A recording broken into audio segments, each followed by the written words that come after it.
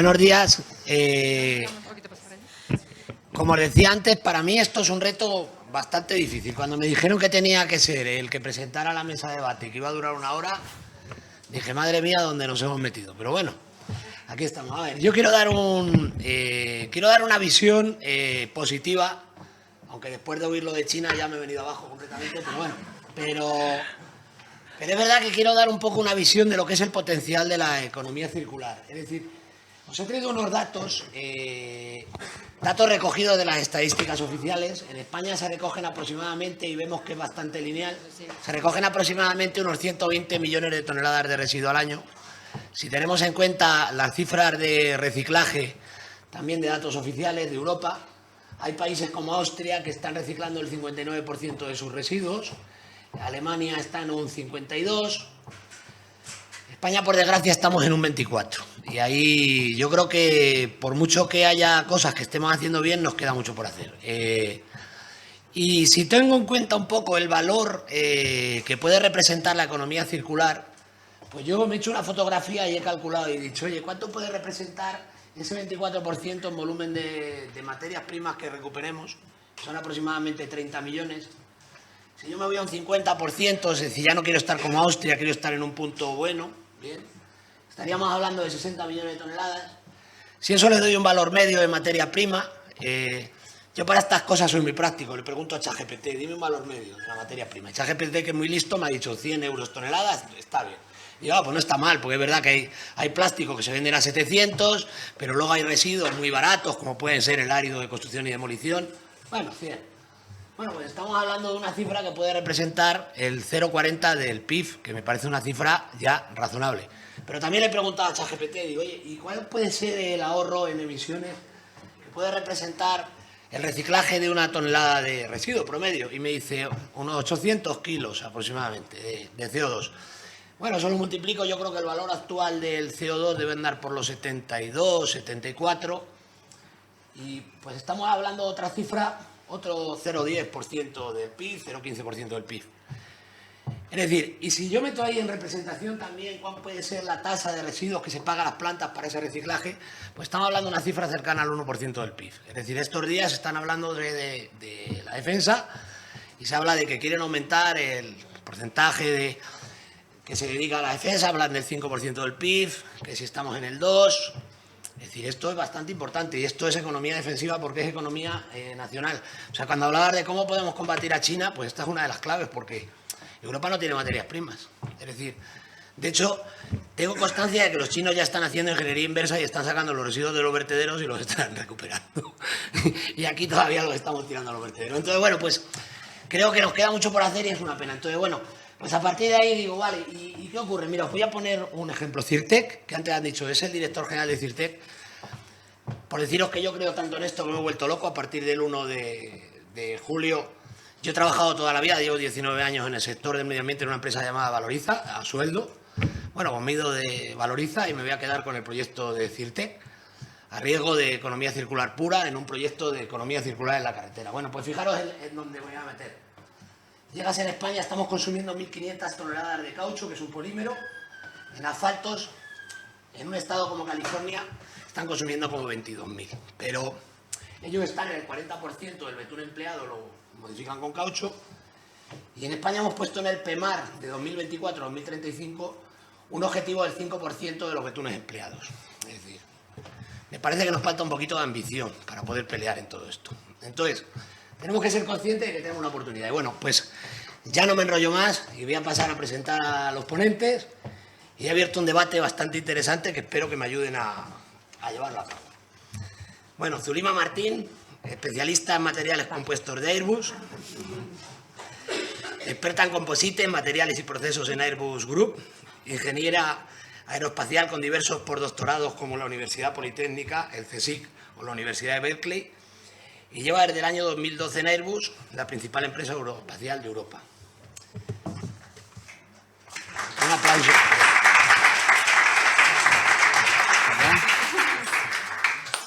A su lado tenemos a Almudena Invermont, directora de calidad y mar de Encaiba, ingeniera agrónoma, me voy a poner las gafas que no veo, o sea, directamente, y de industrias alimentarias, Toda su carrera profesional se ha centrado en el sector de los envases para la alimentación, higiene personal y producto químico, entre otros, aportando conocimientos al desarrollo de nuevos materiales y procesos, persiguiendo la mejora continua y estudiando en materiales plásticos alternativos más sostenibles que aporten mejora y beneficios diarios a la sociedad y al medio ambiente.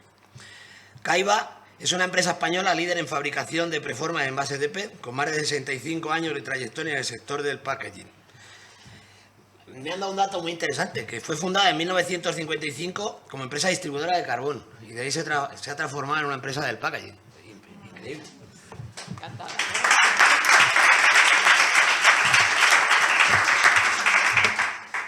Raquel Verdejo, investigadora de física por la Universidad de Valladolid, especializándose en física de los materiales y doctora en metalurgia y materiales por la Universidad de Birmingham. Es profesora de investigación en el Instituto de Ciencia y Tecnología de Polímeros de ICP. Cuenta con más de 120 publicaciones en revistas internacionales, con cerca del 90% de ellas en revistas de alto impacto. De su área, con más de 12.000 citas y un índice de 56. Si me conoce todo el mundo. Si realmente no pensé que nos fueran a representar y... Un aplauso para él. Bueno. Y a su lado está Juan Valentín, mi amigo, el que me ha metido en este lío. Es doctor en Ciencias Químicas por la Universidad Complutense de Madrid, siendo científico titular en el Instituto de Ciencia y Tecnología de Polímeros, ICP. Y, bueno, voy a acabar diciendo que yo, para mí, es la persona del mundo que más sabe de cauchos. O sea...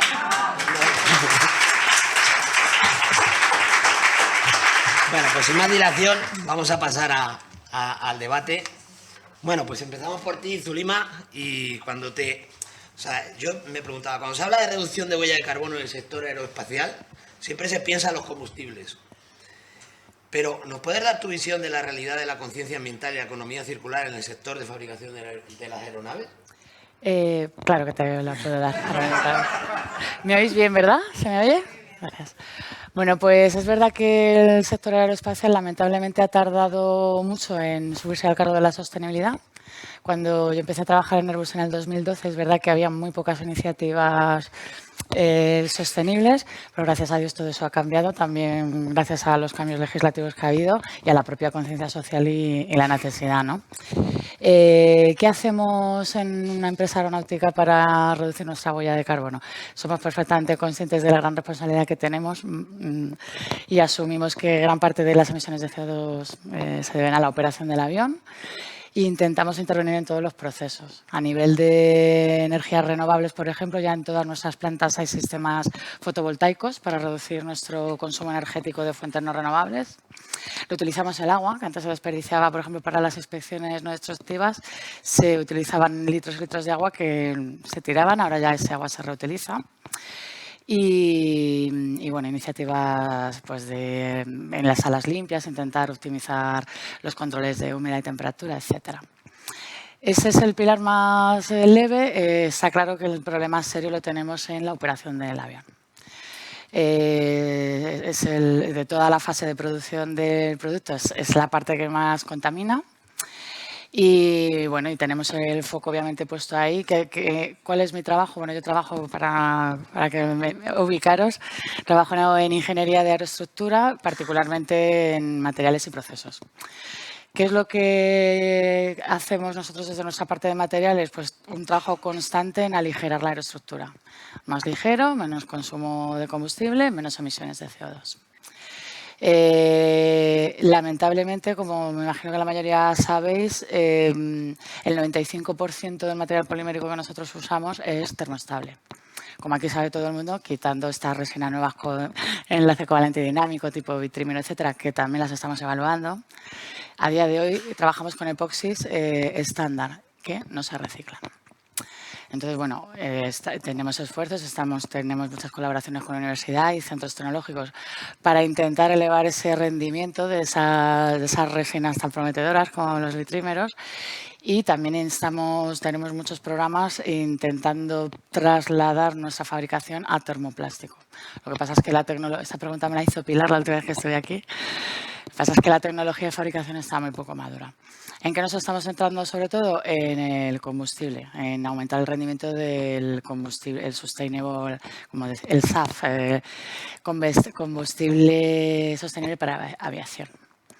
Y, por supuesto, seguimos trabajando en conceptos de avión eléctrico. Pues si bien tenemos el target de 250, de cero emisiones, quizás sea need to zero y tengamos que estar con un producto híbrido hasta que eso se consiga, pero bueno, hay un gran esfuerzo detrás. Ya no solo por la responsabilidad social que está ahí, obvio, sino pues bueno, porque también para mantener, hasta ahora el mercado aeronáutico ha tenido muy poca competitividad. Estaba uno grande norteamericano y el europeo, Airbus y Boeing, pero vienen otros players que están atacando hace tiempo, los rusos, los chinos. Y simplemente esta mejor forma de trabajar y de ser más responsables es una forma de añadir valor a nuestro producto de cara al cliente. O sea, es un win-win, ¿no? Como hablábamos. Eso respecto a la operación y ya de lo que nos ha traído aquí hoy, que es hablar de circularidad, pues ahí ya nos enfocamos en lo que son los materiales que utilizamos para fabricación. En aeronáutica tenemos dos tipos de residuo muy bien diferenciados. Uno es repito que trabajamos con materiales de matriz termoestable, normalmente en un formato preimpregnado. Bueno, composites reforzados con fibra de carbono continua. Las mechas de carbono ya vienen preimpregnadas en la resina epoxi, que es el formato con el que trabajamos en mayor medida. Tenemos el scrap fresco, pues por ejemplo, cuando el final de rollo que llamamos, que parecerá una tontería, pero hace 6 años eso generaba miles de toneladas al año en todo el sector aeronáutico. A día de hoy se recircula al 100%, gracias a actividades de reutilización interna. Ahora ese final de rollo, en lugar de tirarlo al landfill, se rebobina y se utiliza pues o bien para fabricar utillaje para dummies o para pruebas nuestras de fabricación o para rellenos de otras piezas de larguerillo, etcétera, rellenos triangulares y ese tipo de cosas. Y a día de hoy recirculamos el 100% del final del rollo, que es un gran avance, aunque parezca poca cosa. Todavía tenemos scrap fresco, el del laminado multicapa. Cuando ya hemos laminado un componente entero, también trabajamos con una filosofía de ecodiseño hace años, obviamente. Los elementales grandes, como puede ser un revestimiento de un ala o de una cola trasera, un estabilizador horizontal o vertical, eso ya se diseña y se encinta a neto, con lo cual no hay desperdicio de material. Pero hay otros componentes de geometría más compleja que no los podemos laminar a neto. Y hay que recortarlos o perfilarlos a su geometría final. Entonces, ese recorte son miles de toneladas al año también. Y es un laminado multicapa. Con lo cual añade la dificultad de separar esas capas. Es muy difícil encontrar recicladores que se te animen a la aventura de a ver qué hacemos con esto. Aún así, afortunadamente, ya llevamos unos años avanzando bastante con tecnologías para separación de este material, pues eso ya depende del colaborador, cada uno tiene sus estrategias. Para reutilizar ese material, para fabricar piezas de estructura secundaria, obviamente ese material no lo podemos recircular 100% en la misma aplicación, pero intentamos meterlo en una estructura secundaria sin responsabilidad de carga, mediante fabricación de moldeo por compresión, sin molding compound y ese tipo de tecnología. Pero, como digo, es difícil separar el laminado fresco y todavía no podemos decir que ese scrap ha desaparecido.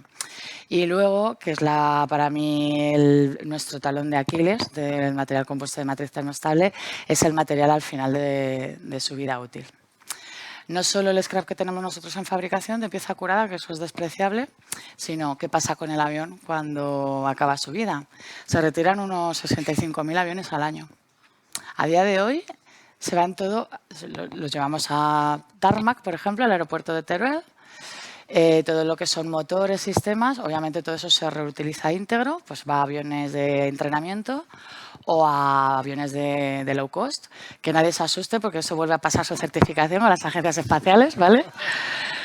Los textiles también tienen fácil reutilización. El titanio, por supuesto, por su alto valor añadido, se recupera todo, se tarde lo que se tarde. Pero, ¿qué pasa con el material compuesto? Pues que hablas con el reciclador y dices, yo tengo aquí un composite híbrido que tengo fibra de carbono, fibra de vidrio, malla de cobre, adhesivos, remaches. Yo necesito muchísimo manpower y no tengo la tecnología para separar todo esto y recuperarlo. Pues lo que vamos. Y ese es para mí el punto en el que tenemos que seguir trabajando. Manpower. Horas de trabajo.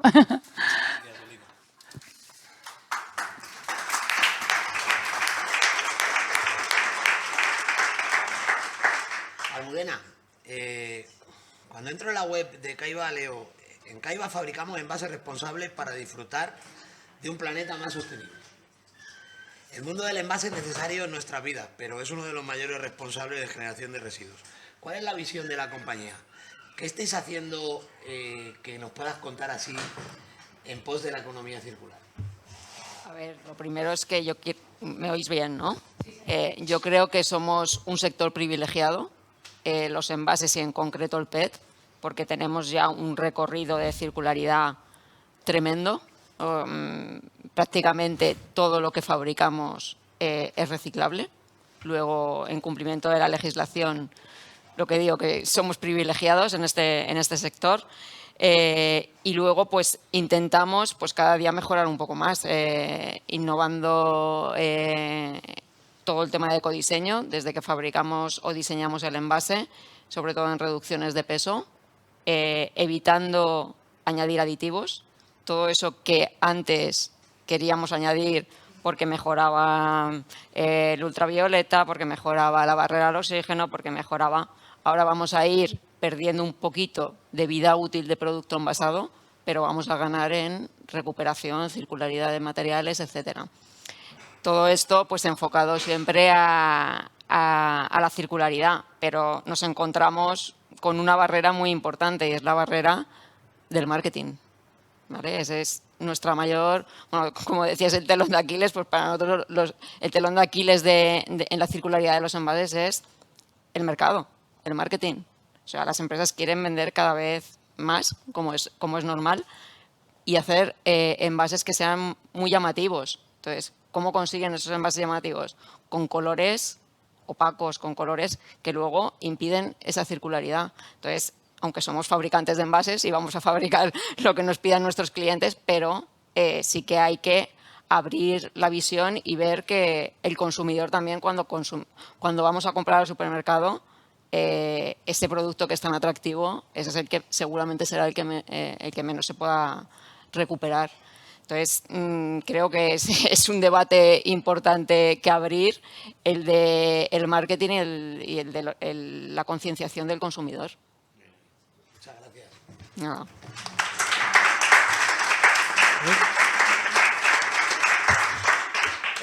Y ahora voy con los investigadores, que cada vez que hablo del CSIC se me pone la piel de gallina. Para mí esto es investigación de la de verdad. Pero Raquel, me gustaría que nos cuentes qué hacéis y si realmente los desarrollos llegan al mercado. Bueno, sí, algunos, obviamente. Nuestro grupo es muy variado, hacemos multitud de cosas, desde temas de energía, temas de materiales autorreparables para extender esa vida útil. En ese tema, bueno, pues estamos trabajando con empresas que están interesadas en esa estrategia para alargar la vida útil de los materiales. También hemos tenido pues, mucha relación con empresas del sector del transporte, vehículos. Y ahí bueno, pues hemos desarrollado sistemas que tuvieran una conductividad térmica muy alta, eso está en el mercado. También hemos desarrollado pues, sistemas que, pues zapatillas deportivas, por ejemplo, también, no tanto para el transporte, obviamente, zapatillas deportivas también están en el mercado. Entonces, sí que hay parte de nuestros desarrollos que están en el mercado. Ahora mismo, sí que estamos pues en el tema de los materiales compuestos, que sí que veíamos que, que es lamentable o que nos daba mucha pena que el material compuesto, que es un material realmente extraordinario porque podemos con él realmente suplir o tener un sistema que nos permite tener unas prestaciones similares a los metales, incluso comparables, que acabarán en cementerios, acabarán enterrándose.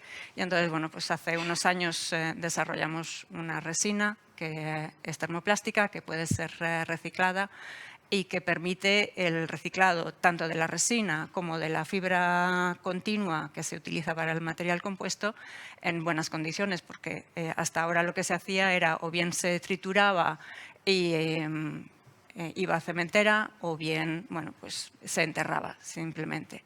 Entonces, bueno, pues ahí estamos intentando, bueno, pues validar esa resina para la fabricación de materiales compuestos con distintas empresas, tanto del sector automoción, del sector eólico, porque las palas de los aerogeneradores también se fabrican con material compuesto, con fibra de vidrio en este caso, y bueno, pues ahí estamos intentándolo. Muy bien, muchas gracias, Raquel. No me pierdo aquí con las... Juan, te toca. ¿Realmente crees que hay una coordinación entre el mundo empresarial y la sociedad y la investigación? Bueno, primero muchas gracias por todo lo que has dicho, no solo sobre mi persona, sino sobre el instituto y sobre el CSIC. Y bueno, y una prueba de que algo estamos haciendo bien es precisamente la colaboración que hemos llevado a lo largo de muchos años, los desarrollos que estamos viendo, que si llegan al mercado. Eso no significa que hayamos hecho todo perfecto y que no haya nada más que hacer. Bueno, este evento es el claro ejemplo de que, bueno, pues la ciencia, la industria y las administraciones pues son los tres pilares que deben de ir de la mano, debemos coordinarnos para precisamente lograr un desarrollo más sostenible de nuestra sociedad. Y prueba son los datos que tenemos. Si no innovamos, si no somos competitivos y si no legislamos rápido, bueno, pues hay otros competidores que nos van a pasar por encima. Bueno, en ese sentido está claro que el pilar de la ciencia, bueno, estamos en la casa de la ciencia, entonces es fundamental, tenemos que utilizarlo, pero tenemos que tener una conciencia clara de que toda esa investigación fundamental, todo ese conocimiento básico debe estar focalizado también para su aplicabilidad en la industria. Entonces, nunca nos podemos perder esa idea de aplicar todo el conocimiento que tenemos. ¿Para eso qué necesitamos? Pues reunirnos muchas veces con vosotros, la industria, entender los productos que tenéis, los procesos tan complejos que necesitáis desarrollar y comprenderos un poco mejor. Por otra parte, la industria, el motor de la sociedad, de lo que al final nos va a dar la competitividad y el bienestar social. Tenéis una herramienta fundamental en nosotros. Nosotros trabajamos precisamente para, bueno, pues para generar conocimiento que logre solventar todas las trabas técnicas y tecnológicas que os podáis encontrar en vuestros desarrollos. Por lo tanto, bueno, pues entiendo que esta debe ser también vuestra casa y necesitáis de verdad un poco explotarnos un poco más y venir un poco más aquí, contarnos vuestros problemas e intentar conjuntamente, bueno, pues intentar desarrollar más proyectos de investigación conjuntos. Y otra cosa fundamental para mí es también intentar formar a los futuros científicos y futuros técnicos conjuntamente. No solo hay proyectos de investigación, también se pueden hacer tesis doctorales industriales. Bueno, aquí veis un ejemplo. Zulima hizo la tesis doctoral aquí y ahora está en la industria haciendo un trabajo espectacular. Es decir, entre todos debemos coordinarnos mejor para poder de verdad sacar todo nuestro rendimiento. Obviamente todo ese esfuerzo y toda esa premura que necesitamos para desarrollar todos esos procesos, necesitamos ir de la mano también con la administración, que debe legislar y debe crear la normativa capaz de trasladar todo eso lo más rápido posible hacia la sociedad. Bueno, y yo creo que es por hacer un poco hay que hablar de su libro, ¿no? Esto creo que es fundamental el tener momentos como este, sitios como este, donde podamos converger todos, poder hablar, poder discutir y poder entender las diferentes primas que tenemos todos para poder avanzar de una manera eficaz. Gracias, Juan. Bueno, voy a entrar en alguna cuestión técnica que nos han mandado. Desde el punto de vista tecnológico, ¿Cuáles deben ser las tendencias en el desarrollo de polímeros y materiales de cara a mejorar la competitividad? Y esto lo lanzo a todos. ¿Sigue siendo la tecnología una ventaja de Europa todavía?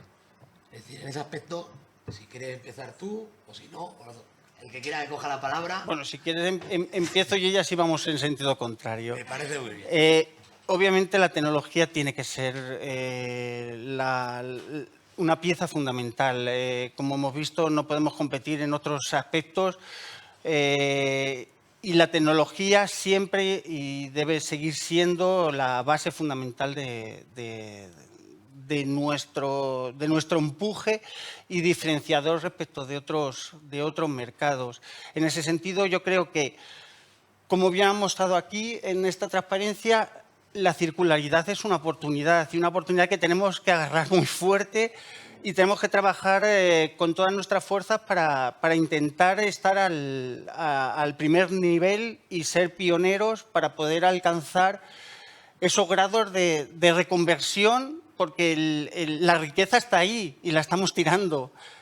Tenemos que recuperarla. No necesitamos nada más que intentar recuperar todo ese material que estamos ahora mismo desperdiciando para poder lograr una ventaja competitiva. Y en ese sentido la investigación va a ser fundamental.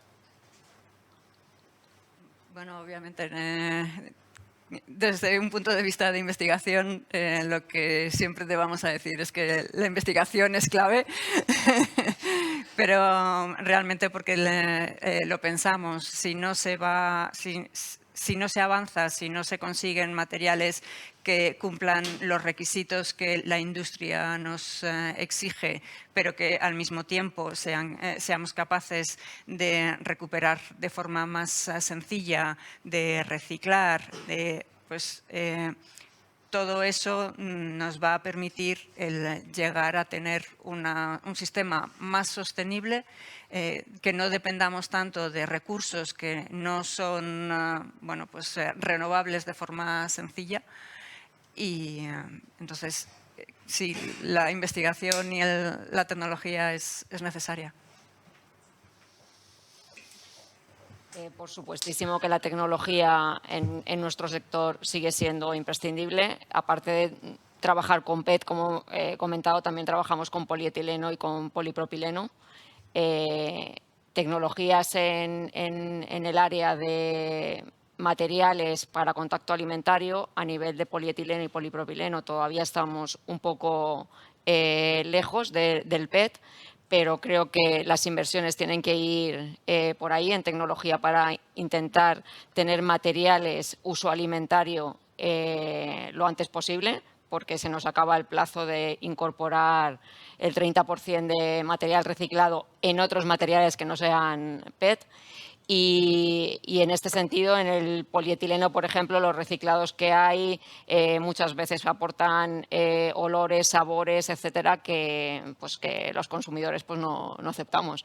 Entonces, ahí tecnología, todos los esfuerzos, polietilenos, polipropilenos, y luego no es nuestro sector en concreto, pero materiales multicapa, como pueden ser compuestos, pues ahí también la tecnología tiene que avanzar más rápido.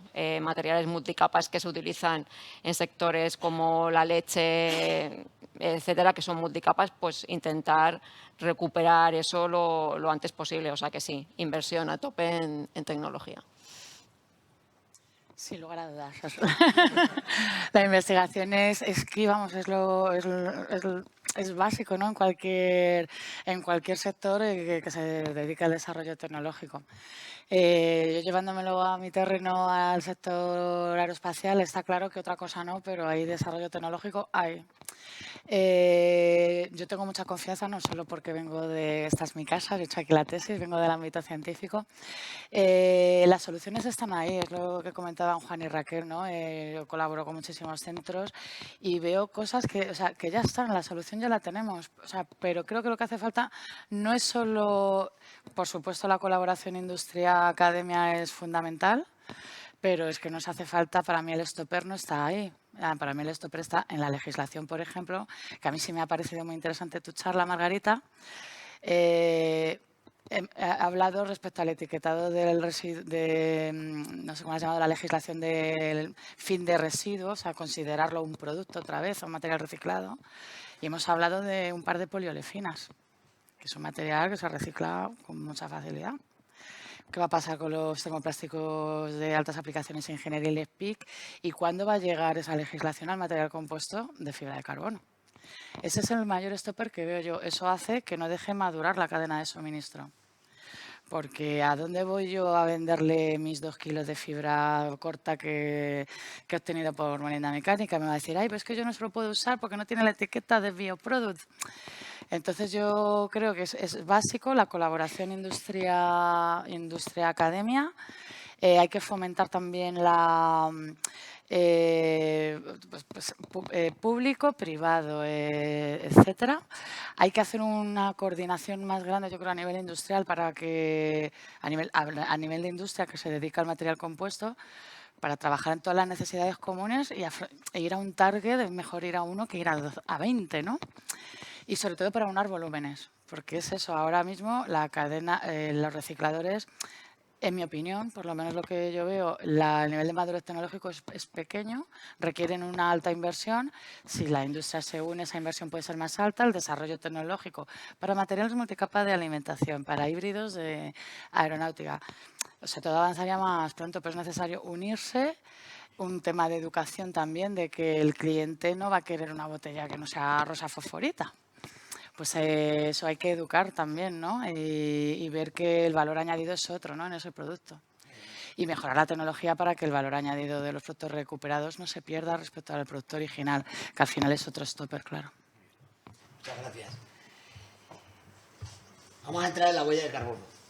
Yo, mi opinión, la huella de carbono, cuando ha llegado he dicho, esto va a solucionar la vida. O sea, porque claro, todos estos productos producen la huella de carbono. Entonces dije, bueno, mira, lo que no hemos arreglado de una forma lo vamos a arreglar con el aire. Bueno, pero por lo menos lo arreglamos.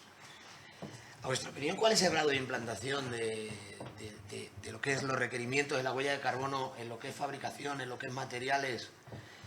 Y además, también nos han trasladado una pregunta muy concreta. ¿Tiene sentido los mecanismos de ajuste de la huella de carbono en la química y en los materiales? Es decir, ¿qué opináis de todo esto? ¿Empezamos así? Pues yo creo que todo suma. Que un pequeño granito tuyo, 2 míos, 3 suyos, al final hacen una duna, ¿no? Entonces creo que todos los inputs son importantes. Efectivamente. En el caso del sector aeronáutico, ya lo he comentado, el impacto gordo es en la operación del avión, pero tenemos que trabajar también con los suministradores de materiales para que esos monómeros que hoy en día están prohibidos por el REACH empiecen a buscar unas alternativas. Hay que mejorar el impacto desde el primer paso de la fabricación de tu producto. Eso pienso yo. ¿En vuestro caso tenéis ya requerimientos en cuanto a huella de carbono? A ver, nosotros no estamos obligados a reducir huella de carbono, pero sí estamos obligados a medirlo. Entonces, es una manera indirecta de que cada año te ves a ti mismo y vas tomando medidas para ir reduciendo. Entonces, a ver, nosotros ya con el uso del reciclado ya se reduce mucha huella de carbono. Nosotros también, como empresa, tenemos máquinas que tenemos en casa de los clientes, de manera que nosotros enviamos las preformas para que en casa del cliente se fabrique directamente el envase y no transportemos aire. Eso es una manera muy importante de reducir huella de carbono en transporte. Luego estamos reduciendo pues, espesores, materiales en cartón, en plásticos, en todo el material auxiliar que utilizamos alrededor de nuestro producto. Cada año estamos reduciendo gramajes. Entonces, otra manera más de reducir huella de carbono. Así que nos medimos a nosotros mismos y vamos tomando medidas. En el caso de la investigación, la verdad es que el CO2, la huella de carbono que tenemos... ¿Como un criterio a la hora de diseñar? Por ejemplo, vosotros, pensar en una reducción de esa huella de carbono. Cuando... Puedes... Sí, eso, o sea, te quiero decir, están se está iniciando. Pues esos estudios de ciclo de vida, etcétera, etcétera, que puede ser algo, pero al final yo creo que lo que nosotros somos son aportadores de soluciones técnicas, sobre todo. Soluciones técnicas, por ejemplo, como hablábamos de, sí, el reciclado es un punto clave para manejarnos en la huella de carbono. No sé, reciclado químico, pirólisis. Ahora mismo los aceites de pirólisis están reduciendo enormemente la huella de carbono de las petroquímicas, por ejemplo. ¿Por qué? Porque están utilizando un producto reciclado que antes no era útil. Yo creo que nuestra labor está más focalizada en ese campo, es decir, en ayudar, en aplicar o en dar herramientas técnicas útiles capaces de que la industria sí sea capaz de reducir su huella de carbono y, por lo tanto, que al final desemboque en nuestra sociedad, obviamente. Yo ahí voy a dar un dato de lo que puede representar, por ejemplo, en el polvo de neumático. Es un material que por su contenido biogénico, pues resulta que respecto a otros polímeros tiene una huella de carbono de menos 416 kilos por tonelada. Es decir, cuanto más polvo de neumático se mete, reduce de una manera drástica. O sea, es verdad que todas estas técnicas de economía circular pueden ayudar muchísimo a la reducción de la huella de carbono. En la economía circular al final es economía. Es decir, a ver, hay un tema, o sea, cuando muchas veces muchos de estos productos tienen la suerte de ser la cuadratura del círculo, son más baratos que los productos originales.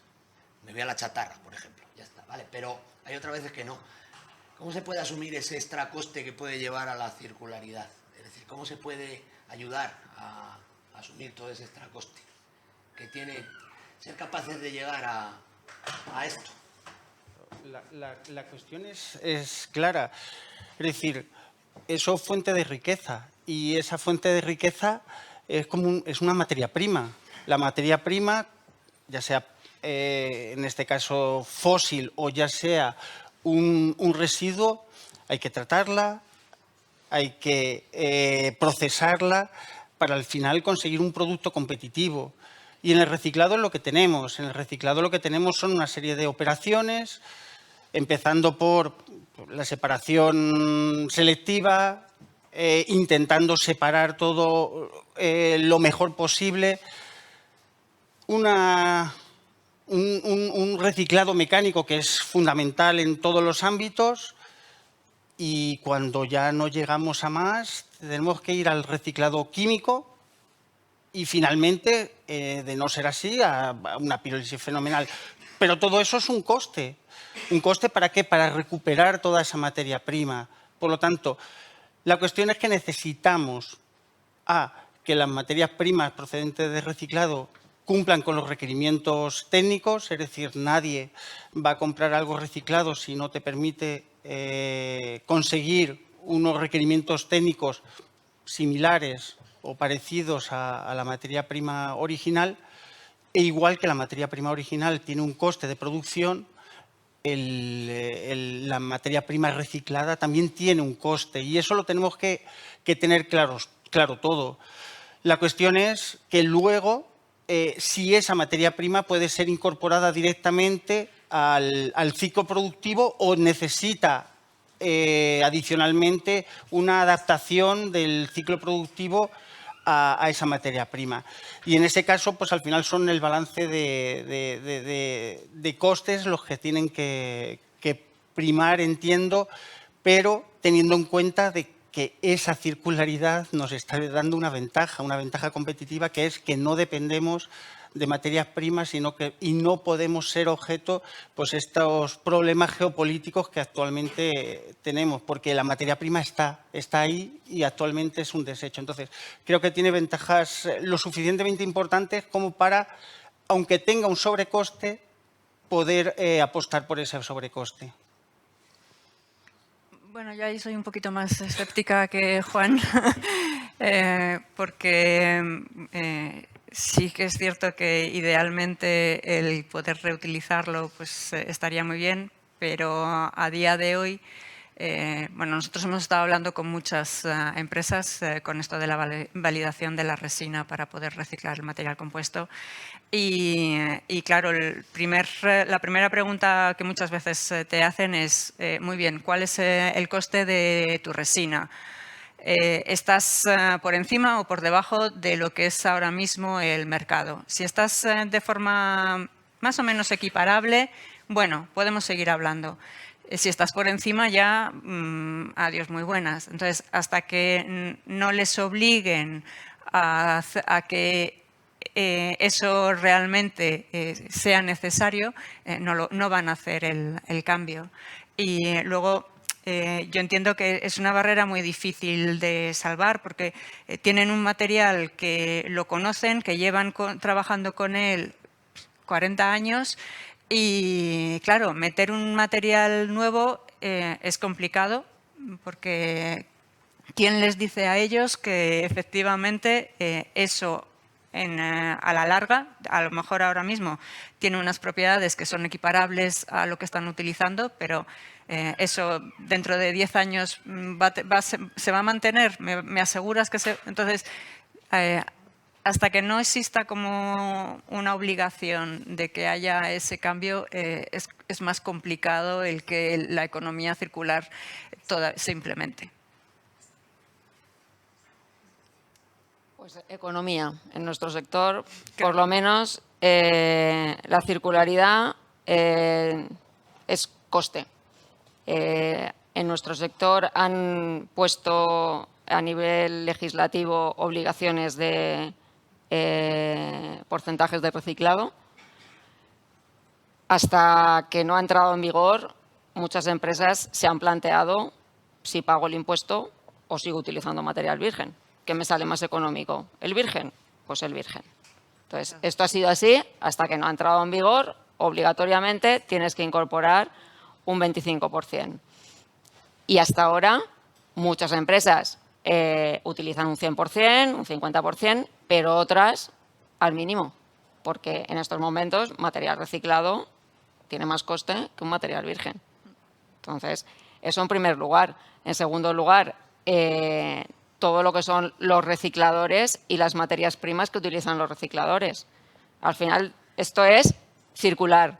Si no recuperamos nuestros propios envases del mercado, porque estamos en un porcentaje, el último dato 40 y algo %, no cumplimos las expectativas de Europa, no recuperamos nuestros envases, el consumidor no sabe que ese residuo tiene un valor, que es un gran problema, el que no damos valor a nuestros residuos, y mientras que el consumidor no sepa que eso tiene un valor para la circularidad, vamos a seguir en el mismo escenario. Si no recuperamos los envases, no van a llegar suficientes envases a los recicladores que tienen que poner material reciclado en el mercado van a comprar fuera, les va a llegar material reciclado de otros países, seguramente de China, y esto es todo economía. Entonces, creo que tenemos que trabajar muy bien en la gestión de los residuos para recuperar el máximo posible dentro, por lo menos ahora hablando a nivel nacional, dentro de España, poner todos los medios para recuperar esos envases, que les llegue a los recicladores nuestros envases y así podremos ser totalmente circulares. Mientras tanto, difícil. Yo que te voy a decir que el coste importa. Claro, esto es las empresas tienen una razón de ser y es hacer dinero, ¿no? Automantenerse y sacar beneficios. Es muy frustrante trabajar en un proyecto que ves que la solución técnica está ahí, pero que no te sale el business case y se queda en un cajón. Por eso pasa. Eso, lamentablemente, es el entorno de la vida real en la que vivimos, ¿no? Por eso yo insisto en el mensaje que el esfuerzo tiene que estar en ese desarrollo tecnológico que nos permita mantener el valor añadido de los productos y luego mecanismos de mercado que aumenten la demanda de materiales reciclados de valor. O sea, la imagen del consumidor o del cliente, el que sea, ¿no? Muchas gracias. Bueno, yo ahí voy a dar mi punto de vista. Yo creo que todo el sistema es global, desde la recogida, desde el ciudadano, ya, de cómo selecciona en su casa, de la recogida, el tratamiento. Es decir, porque al final el coste muchas veces viene dado por la falta de volumen. Y si no hay volumen, pues entonces los costes aumentan, es decir, etcétera, etcétera. Y al inicio creo que hay que pensar mucho en incentivar, porque hay un primer estadio en todo esto que es hasta que se amortiza ese CAPEX, es decir, en esa fase de aprendizaje, esa fase de entrar en el mercado, esa fase durísima, porque al final todo esto de la economía circular es un rol muchas veces entre empresas. Es decir, una vez que ya sale de la administración, ya nos dedicamos a las empresas. Y claro, pues bueno, pues una empresa que fabrica envases, pues al principio te compra un poco para probar, al año siguiente otro poco, tal. Entonces, toda esa fase de aprendizaje creo que hay que incentivarla y hay que subvencionarla. Además de hacer muy buena investigación y demás. Y nada, oye, pues muchas gracias, porque me han dado el toque, me han hecho así, nos habíamos quedado arriba. Entonces, muchas gracias por todo y la verdad es que ha sido divertido. O sea, no. Muchas gracias.